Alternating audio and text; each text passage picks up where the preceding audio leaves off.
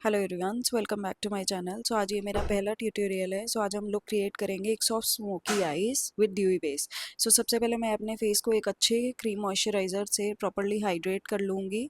इससे क्या होगा, मेरे फेस को इंस्टेंट हाइड्रेशन मिल जाएगा। और क्योंकि मेरा ऑयली स्किन है तो मैंने एक अच्छा हैवी क्रीम बेस मॉइस्चराइज़र लिया है। नाउ मैंने एक अच्छी बहुत फेमस बेस पैलेट है, फॉरएवर 52 की बेस पैलेट। इसमें बहुत सारे कंसीलर शेड्स भी हैं, फाउंडेशन शेड भी है। मैं उसी पैलेट में से अपनी स्किन टोन से एक टोन डार्क कलर का कंसीलर पिक करूँगी और उससे जहाँ जहाँ पर मेरे फेस पर करेक्शन की नीड है मैं वहाँ वहाँ पर करेक्शन करूँगी। जैसे कि जहाँ पर मेरे रेडनेस है, जहाँ पर मेरे डार्क सर्कल्स है, और जहाँ पर भी मेरे अराउंड द माउथ डलनेस है, मैं उसको कंसील करने के बाद मैं मोस्ट इम्पॉर्टेंटली एक चीज़ आपको हमेशा ध्यान रखना है। जब भी आपने करेक्शन कर लिया उसके बाद आपके फेस से बिल्कुल मैच करता हुआ, स्किन टोन से मैच करता हुआ एक कंसीलर को पिक करेंगे हम एक बफिंग ब्रश पे, और पूरे फेस पर एक इवन लेयर बिल्ड करेंगे। उससे क्या होगा, आपका फेस बिल्कुल आपका जो करेक्शन करते हैं हम बहुत डार्क लग रहा होता है वो नॉर्मल लगने लग जाता है। नाउ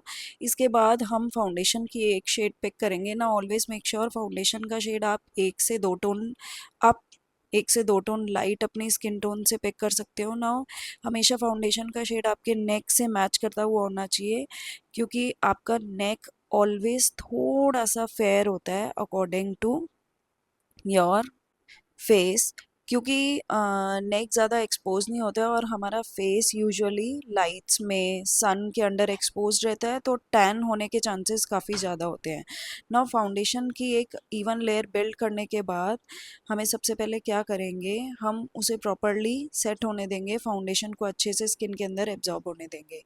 नाउ इसके बाद हम एक अच्छे ब्रश से इवनली फाउंडेशन को स्प्रेड आउट करेंगे ताकि कहीं पर भी पैचेस ना लगे, अच्छे से फाउंडेशन सेट हो जाए। नाउ अब सबसे पहले मैं क्या करूँगी, एक स्पूली ब्रश से अपनी ब्राउज को प्रॉपरली सेट कर लूँगी, कॉम्ब कर लूँगी। इसके बाद मैं एक एंगुलर ब्रश पे एक ब्लैक कलर का आई शेडो पाउडर लूँगी और आईब्रोज को पीछे से फिल करना स्टार्ट करूँगी। ना आईब्रोज को पीछे से फिल इसलिए किया जाता है, पहले पीछे से अगर हम फिल करेंगे, यूजुअली हमारी आईब्रोज क्या होती हैं, पीछे से डेंस होती हैं एंड आगे से थोड़ी लाइट होती हैं। अगर हम डायरेक्टली आगे से फिल करना स्टार्ट कर देंगे तो वो आईब्रो एक पैच लगने लग जाती है, वो नेचुरल नहीं लगती। ना आईब्रोज बनाने के बाद हमें अच्छे से स्पूली ब्रश से उन्हें कॉम्ब करना है। इसके बाद मैं अपने आईलिड के ऊपर एक इवन लेयर में कंसीलर को अप्लाई कर रही हूँ। नाउ कंसीलर को अप्लाई करने के बाद मैं प्रॉपरली उसे थोड़ा सेट होने दूंगी, प्रॉपरली उसे मर्ज करूंगी। समटाइम्स क्या होता है, जब भी हम कंसीलर को अप्लाई करते हैं हमारी लिड एरिया पर क्रीज करने लग जाता है, तो जब भी आप शेडोज़ पर काम करने लगो, आई शेडो पर, आई मेकअप पर, अच्छे से कंसीलर की लेयर को इवनली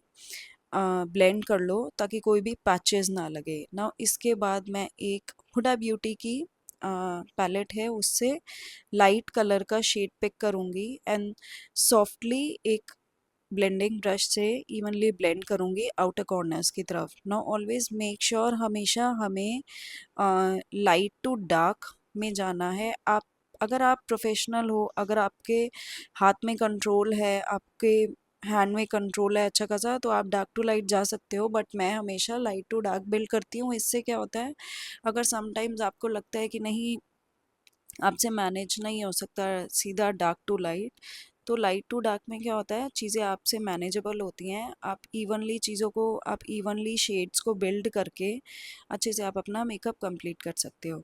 नाउ अच्छे एक शैडो, लाइट ब्राउन कलर के शैडो से बेस क्रिएट करने के बाद मैं एक काजल पेंसिल लूँगी और उससे आईलेट के ऊपर अप्लाई कर दूँगी। ना उससे अच्छे से इवनली स्प्रेड आउट करूँगी। ना स्प्रेड आउट करने के बाद, काजल को स्मच करने के बाद, मैं black and dark brown colour का आई शेडो लूँगी मिक्स करके एंड दोनों को इवनली ब्लेंड करूँगी आईलेड एरिया के ऊपर, जिससे थोड़ा सॉफ्ट स्मोकी आई लुक आए, सॉफ्ट स्मोकी लुक क्रिएट हो।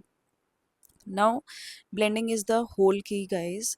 जितनी अच्छी आप ब्लेंडिंग करोगे, जितना क्लियरली बहुत अ, अच्छे से आप ब्लेंडिंग करोगे, आपका मेकअप उतना ज़्यादा सॉफ्ट और बहुत ब्लेंडेबल लगेगा। बहुत ज़्यादा हार्श लाइंस नहीं क्रिएट होंगी, बहुत ज़्यादा पैची नहीं लगेगा। ऑलवेज मेक श्योर कि ब्लेंडिंग अच्छे से हुई हो। ऐसा ना हो कि ब्लैक शेडोज अलग से दिख रहे हैं, ब्लैक काजल अलग से दिख रहा है जो हमने अप्लाई करा है।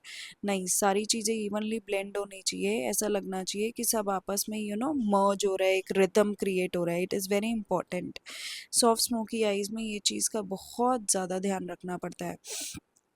बड़े ब्रश से हमें इवनली ब्लेंडिंग करनी है, एंड जब भी हमें क्रीज एरिया को ब्लेंड करना है तो हमें स्मॉल ब्लेंडिंग ब्रश लेना है एंड अच्छे से उसे ब्लेंड करना है। Now outer corners, outer edges को आप देख रहे हो कि अब मैं बड़े एक ब्लेंडिंग ब्रश से ब्लेंड कर रही हूँ, इवनली स्मोक आउट कर रही हूँ, जिससे बहुत एक सॉफ्ट सा लुक क्रिएट हो आई आई मेकअप में। नाउ मैं एक मस्कारा लेके अच्छे से अपनी आईज को अपनी लैशेस को वॉल्यूम दूंगी।